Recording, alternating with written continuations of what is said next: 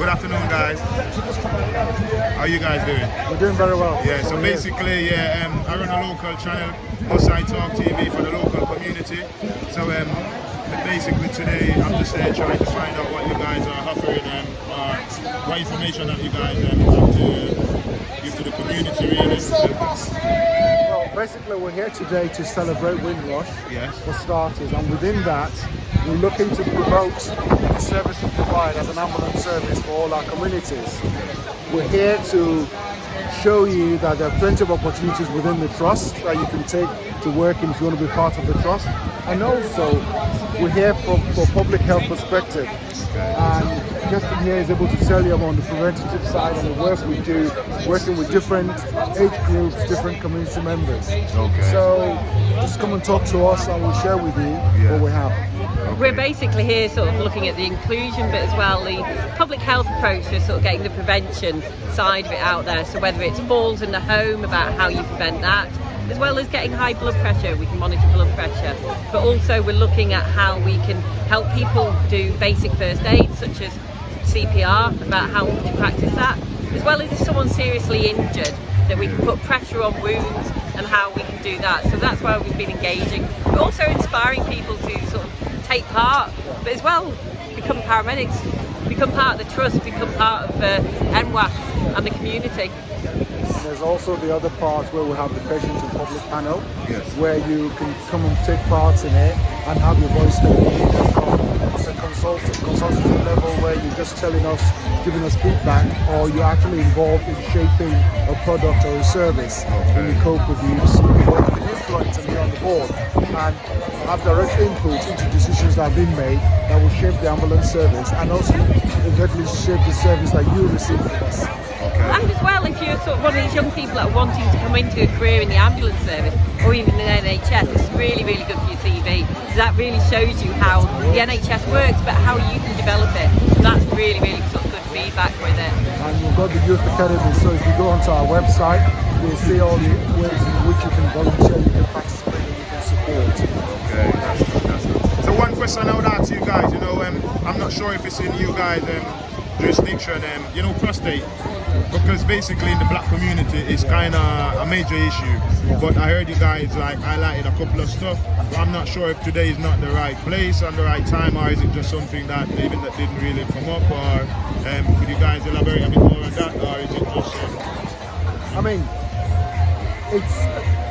it's an issue that we all know is predominant among black older men. Yes. And within our community, it's something that we need to get out there, because men as a whole are very quiet and they don't, I'm strong, I'm okay, I don't need to worry.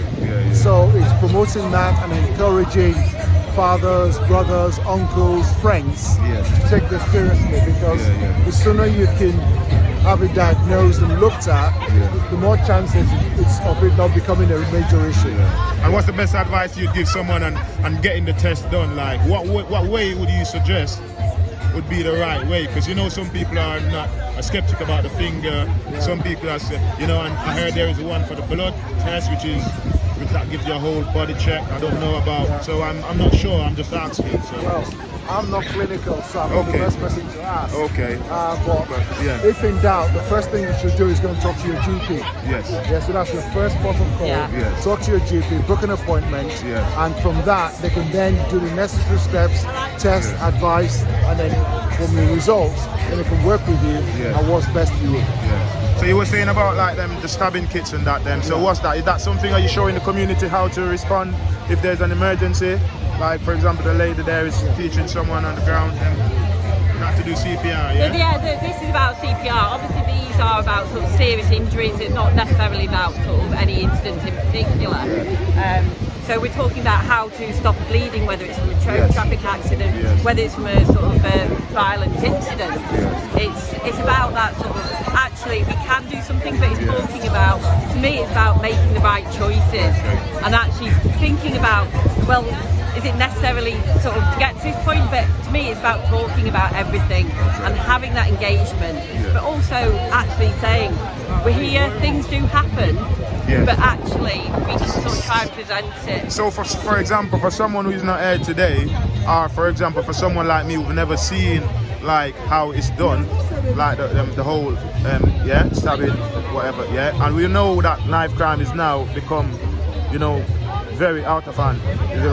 So is it possible that you be able to show us on the camera that maybe people at home would be able to? So we can show you. Basically, I can show you on Tony here. Okay. So what those ones there that you've got over? That's fine. Okay, you don't want. Okay. So basically, it's about sort of putting something on the wound. Okay. Now, whether it's a dressing, there are places that have dressings, but you can just use a T-shirt or your hands to put pressure on.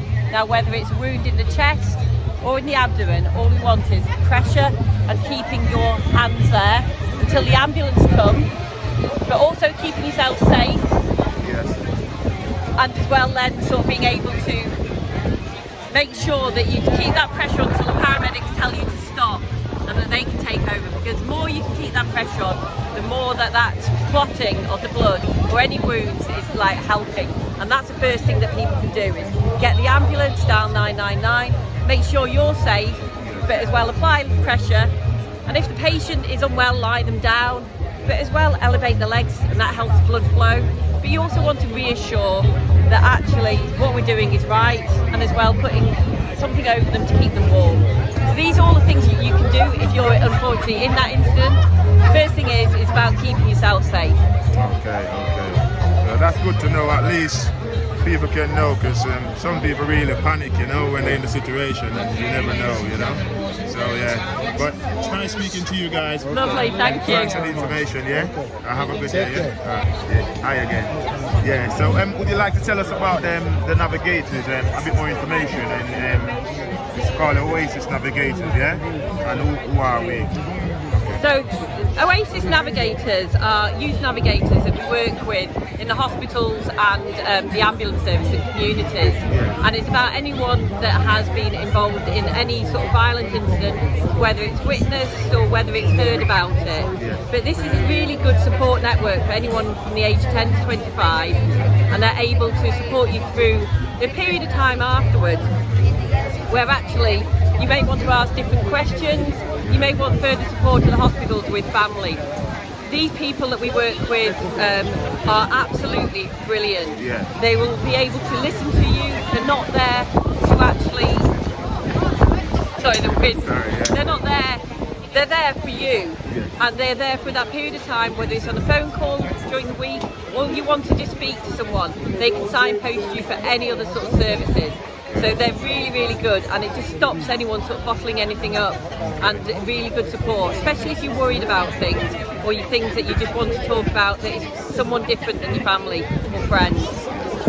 So is there any a website there or anything like that that could go? So the website is oasishuboldham.org/navigators, or there's a QR code that you can self-refer.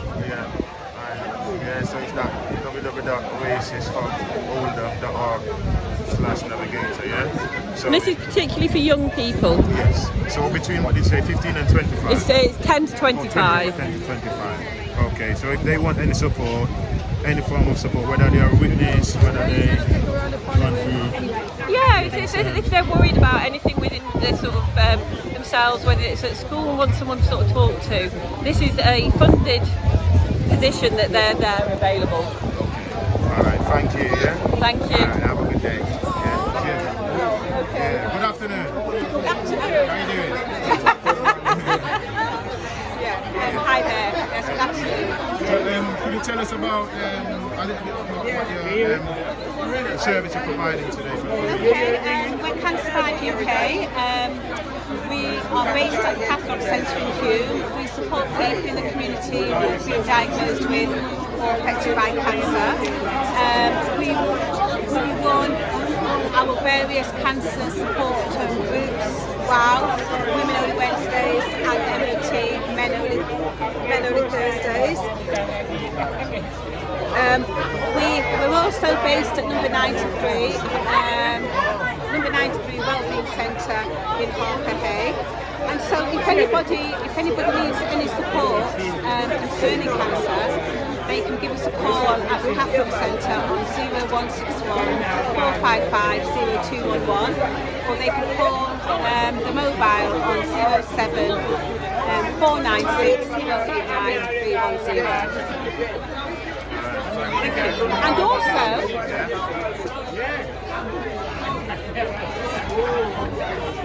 so my name is Paul. I lead on a charity called Greater Manchester Eczema and Skin Support. So we support people who have conditions like eczema. We support people who have conditions like eczema and psoriasis. We provide support groups, one-to-one support, and well-being courses. Eczema is something which is quite a debilitating skin condition. It affects people in terms of their mental health, it affects them socially, and obviously in terms of how eczema manifests itself on the skin. So it's not something which is very high on health priorities, but GMS is here to get the health issue on the priority, make people more aware of it, and try to support the well-being of people who have these conditions so that they have a better quality of life. So all our contact details are on there. Anyone who has these types of conditions, definitely get in touch. There's a community of people who have these conditions, so we can talk and share solutions, more healthy solutions in terms of how to manage the condition. So we work around diet, nutrition, hydration, supplementation, how it affects the mindset, and sleep and exercise. So definitely get in touch if you have the condition, or if you know anyone that has the condition, and then we can look at how we can support more people around the community.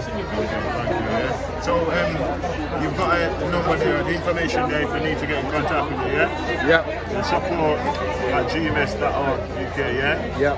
0782 890 2300. Yeah? Excellent. Thank you, boss, yeah? Thank you very much. Nice one, man. Take care, yeah? Thank you, love, yeah? thank you. Alright, take care. Good afternoon, guys. How you doing? Yeah, good, thanks. Yeah. Okay, so can you guys tell us what you're about, what you're offering to the community? Yeah, sure. So I work for One Manchester, so we're a local housing provider. So we only manage about over 12,000 properties across Manchester, mainly social housing, but a range of other new developments as well. We also provide a range of different services to support tenants in the wider community. So there's support available for people looking for work. We've got a range of jobs in the growing green economies, which we're promoting, about 40 available at the moment. We're also promoting some advice and support around money and debt to help people maybe struggling. Promoting a few other projects like a local food project, the bread and butter thing. We're providing 3 bags of food for £7.50 once a week. Some information and advice to help people save money on their energy and improve their efficiency.